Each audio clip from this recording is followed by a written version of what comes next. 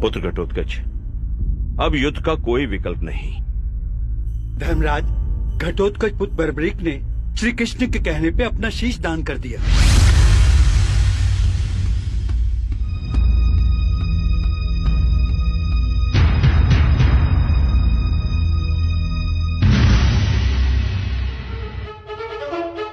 उन वाणों की सत्यता की परीक्षा तो स्वयं वासुदेव ने ली है। इसमें तनिक भी संदेह नहीं कि वे बाण क्षण में पूरे युद्ध को समाप्त कर सकते हैं। अर्थात इसका तात्पर्य ये हुआ और हम बिना युद्ध किए ही हार जाएंगे। अरे भांजे, तुम सदैव विपरीत ही क्यों सोचते हो? क्यों मामाश्री, दुशासन सत्य ही तो कह रहा है। अरे भांजे, अभी अभी ज्ञात हुआ है कि भीम के पौत्र बर्बरीक ने कृष्ण के कहने पर अपना शीश दान कर दिया है।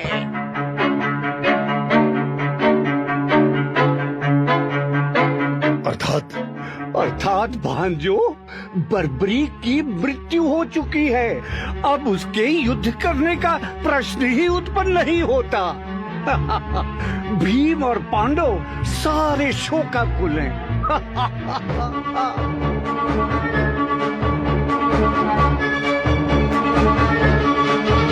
अवश्य इसमें भी कृष्ण का कोई उद्देश्य होगा।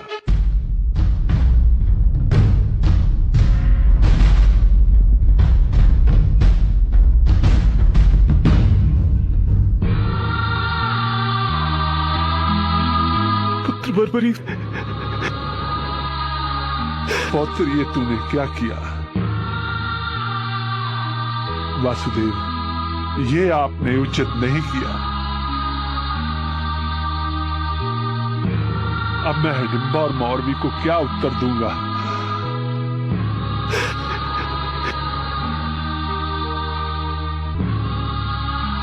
हे ईश्वर, ये तेरी कैसी लीला है? कौन सा पाप किया था मैंने? इससे तो अच्छा होता पुत्र बर्बरीक से पहले मुझे ही मृत्यु आ जाती। कम से कम ये दुख तो नहीं सहना पड़ता। ये आपने क्या किया वासुदेव? और इसके पीछे आपका क्या उद्देश्य है? बोलिए ना केशव।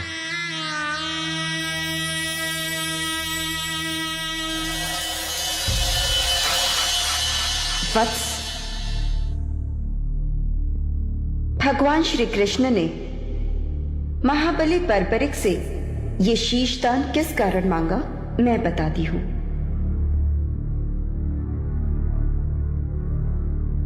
ब्रह्मदेव द्वारा घमंड करने पर इन्हें ये श्राप दिया गया कि अगले जन्म में जब पृथ्वी पर धर्म की रक्षा के लिए युद्ध होगा, तब श्री कृष्ण के द्वारा इन्हें मोक्ष प्राप्त होगा और वे ही इनकी मृत्यु का कारण बनेंगे। इसलिए इसमें श्री कृष्ण का कोई दोष नहीं। आपको श्री कृष्ण पर कोई दोष नहीं लगाना चाहिए।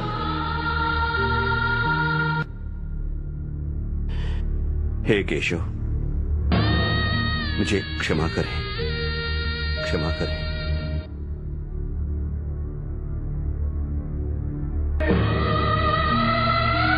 हे देवी, ये एक भक्त का शीश है।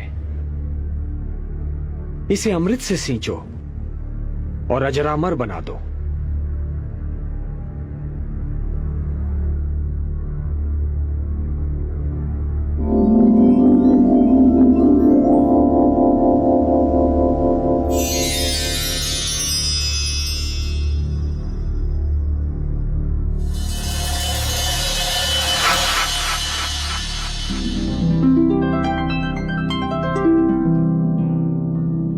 प्रणाम प्रभु। कीर्तिमान भव।